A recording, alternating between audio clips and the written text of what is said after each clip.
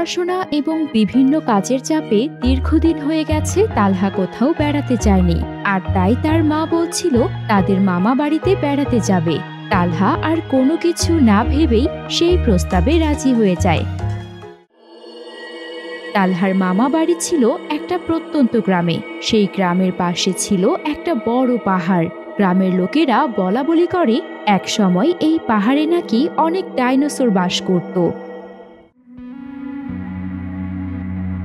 শোনো তালহা, আমরা আগামীকাল ভোরবেলাতেই তোমার মামার বাড়ির উদ্দেশ্যে রওনা হব, কিন্তু তোমাকে একটা কথা দিতে হবে। কি কথা আম্মু?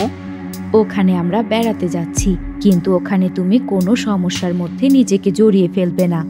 কি যে বলো আম্মু, আমি কি ইচ্ছে করে নিজেকে সমস্যার মধ্যে জড়িয়ে ফেলি নাকি? যখন দেখি কেউ কোনো বিপদে পড়ে তখন তাকে শুধুমাত্র সাহায্য করি। কিন্তু ওই গ্রামের মানুষগুলো তেমন একটা পড়াশোনা জানে না। ওরা এখনো বিশ্বাস করে সেই গহীন জঙ্গলে ডাইনোসর রয়েছে। তা তো থাকতেই পারে আম্মু, কারণ গহীন জঙ্গলে কোনো সাধারণ মানুষ যাতায়াত করে না। ওখানে ডাইনোসর থাকা বিচিত্র কোনো কিছু নয়। তুমি কি পাগল হলে তালহা? আজ থেকে কয়েক কোটি বছর আগে ডাইনোসর পৃথিবী থেকে বিলুপ্ত হয়ে গেছে। শোনো আম্মু, সত্যিটা না জেনে কোনো মন্তব্য করা উচিত হবে না।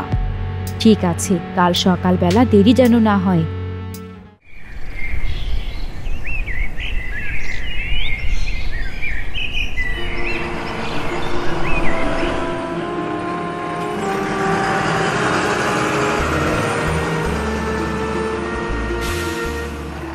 পরের দিন সকালবেলা তালহা তার মামার বাড়িতে পৌঁছায়। সেখানে তালহার মামা মামি তাকে দেখে খুব খুশি হয়। এই তো কতদিন পর আমাদের তালহা বেটা আমাদের বাড়িতে বেড়াতে এসেছে।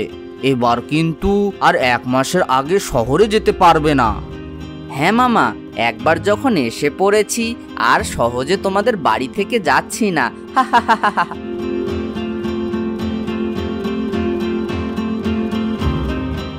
তুমি তো অনেক বড় হয়ে গেছো তালহা, অনেকদিন পর দেখা। চলো আজকে আমরা সবাই মিলে পাহাড়ের কাছে মাছ ধরতে যাই। আরে ধুর, তোর কি মাথাটা খারাপ হয়ে গেছে? তুই জানিস না ওই পাহাড়ে যাওয়া নিষেধ? কেন মামা, পাহাড়ে যাওয়া নিষেধ কেন?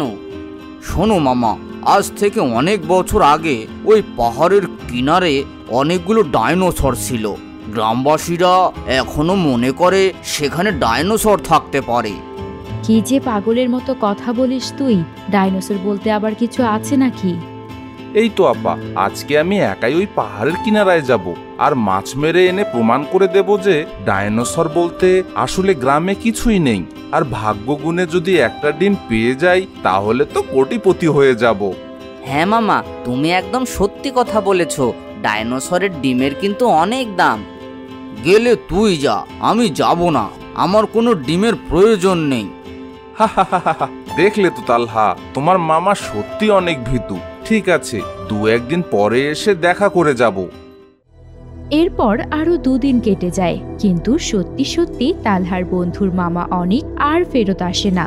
একদিন সকালবেলা হঠাৎ করে শোনা গেল অনিকের মৃতদেহ পাওয়া গেছে। এইবার আমার কথা বিশ্বাস হলো তো আপা?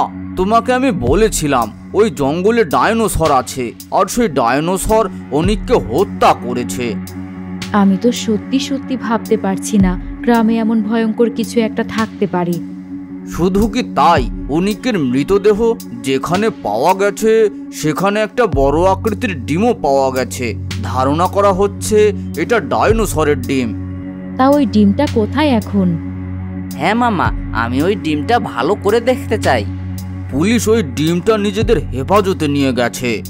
আমি আগামীকাল তোমার সাথে একবার পুলিশ স্টেশনে যেতে চাই মামা, আর ওই ডিমটা একটু পরীক্ষা করতে চাই। তুমি আমাকে কথা দিয়েছিলে গ্রামে এসে কোনো বাজে ঝামেলায় যাবে না। তুমি কোনো চিন্তা করো না আম্মু, আমি শুধু এই ব্যাপারটা জানতে চাই সত্যি সত্যি কি এই গ্রামে কোনো ডাইনোসর আছে কিনা।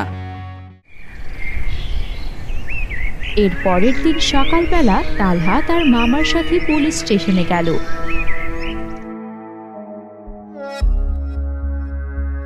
তালহা, আমি তোমার কথা অনেক শুনেছি। তুমি তোমার বুদ্ধি দিয়ে অনেক সমস্যার সমাধান করেছো। হ্যাঁ পুলিশ অফিসার আঙ্কেল, আর তাই আমি ডিমটি দেখতে এসেছি। এই নাও তালহা, এটাই সেই ডিম যেটা আমরা উদ্ধার করেছি। খুব ভালোভাবে ডিমটা লক্ষ্য করে বুঝতে পারে এটা সত্যি সত্যি কোনো ডাইনোসরের ডিম নয়, বরং এটা প্লাস্টিক দিয়ে তৈরি একটা বস্তু। কি তালহা, কি দেখলে? এটা কোনো ডাইনোসরের ডিম নয়, বরং এটা একটা খেলনা বস্তু। আপনি ইচ্ছে করে হাতুড়ি দিয়ে এটাকে ভেঙে দেখতে পারেন। কি বলছো তালহা? তাহলে এতগুলো মানুষের মৃত্যু কি করে ঘটছে? সেটাই তো আসল রহস্য। আমার মনে হয় সেখানে এমন কেউ একজন আছে যে মিথ্যে ডাইনোসরের ভয় দেখিয়ে মানুষকে হত্যা করছে এবং সবার চোখে ধুলো দিচ্ছে। এখন আর তোমাকে এসব ব্যাপার নিয়ে মাথা ঘামাতে হবে না তালহা, এইবার যা করার পুলিশ করবে। না মামা, একবার যখন এই সমস্যায় আমি জড়িয়ে গেছি, এটা সমাধান আমাকে করতেই হবে। পুলিশ অফিসার আঙ্কেল, আপনি কোনো চিন্তা করবেন না, আমি খুব দ্রুতই সমস্যার সমাধান করব।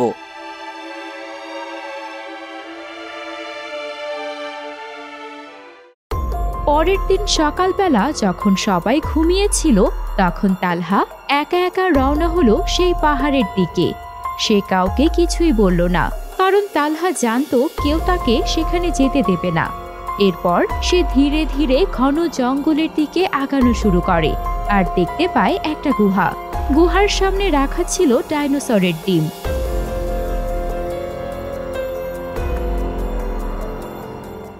হঠাৎ করে একটা জাল দিয়ে তালহাকে জড়িয়ে ফেলা হয়। কে তুমি? সাহস থাকলে আমার সামনে এসো।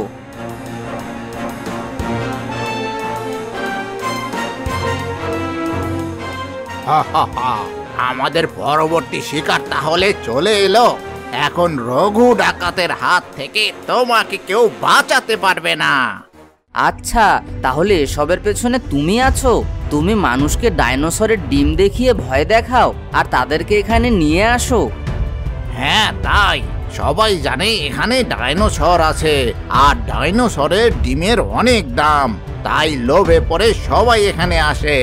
এরপর সবাইকে এখানে আটকে সবকিছু ছিনিয়ে নেই আর তাদেরকে হত্যা করে ফেলে দেই। আরে বাহ, তাহলে তো ভালোই পরিকল্পনা করেছো। কেউ জানতেই পারবে না ডাইনোসরের আড়ালে আসলে রয়েছে দুর্ধর্ষ রঘু ডাকাত। হা হা হা, তোমার দেখছি অনেক সাহস। এই বাচ্চা ছেলে, তোমার কাছে কি কি আছে সেগুলো আমাকে দিয়ে দাও। কিছুক্ষণের মধ্যে এখানে পুলিশ চলে আসবে, তোমার সময় শেষ। হা হা হা, তুমি মস্ত বড় ভুল করছো। এখানে কেউ আসবে না, সবাই জানে এখানে ডাইনোসর আছে। নিজেদের মধ্যে তারা কথা বলছিল, ঠিক তখনই সেখানে উপস্থিত হয় তালহার মা এবং তালহার মামা। ও আচ্ছা, রঘু ডাকাত তুই? জেলখানা থেকে পালিয়ে শেষ পর্যন্ত এই ব্যবসা শুরু করেছিস, তাই না? 5 বছর ধরে তোকে খুঁজে বেড়াচ্ছি। পুলিশ, আপনারা কিভাবে জানলেন যে আমরা এখানে লুকিয়ে রয়েছি? হা হা হা হা, ওই যে বলে না, চোরের 7 দিন আর গৃহস্থের হচ্ছে 1 দিন। তালহা, তুমি আমাকে না বলে এখানে চলে এসেছো, এটা তুমি একদম ঠিক করনি। আমি তোমার জন্য খুব চিন্তা করছিলাম।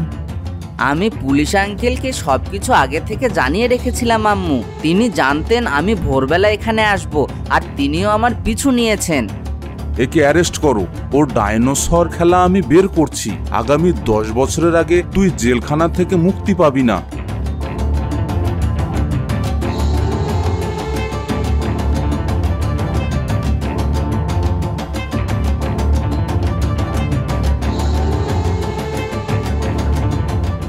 তোমাকে অনেক ধন্যবাদ তালহা। তুমি যদি ডাইনোসরের ডিমটা চিনতে না পারতে, তাহলে এত বড় সমস্যার সমাধান হতো না, আরো অনেকগুলো মানুষ মরে যেত। চলো তালহা, আর এক মুহূর্তও নয়, আমরা আগামীকালকে শহরে ফিরে যাব। আরে দাঁড়ান দাঁড়ান, তালহা পুলিশ ডিপার্টমেন্টের এত বড় একটা উপকার করলো, আর ওকে এমনি এমনি ছেড়ে দেব? পুলিশ ডিপার্টমেন্ট থেকে দুর্ধর্ষ রঘু ডাকাতকে ধরিয়ে দেওয়ার জন্য ওকে পুরস্কৃত করা হবে। তো বন্ধুরা, কেমন লাগলো আজকের গল্পটি? ভালো লেগে থাকলে কমেন্ট করে জানাও, আর একটি লাইক দিয়ে দাও। পরবর্তীতে আবারও নতুন গল্প নিয়ে দেখা হবে। সেই পর্যন্ত সবাই ভালো থেকো। Bye bye.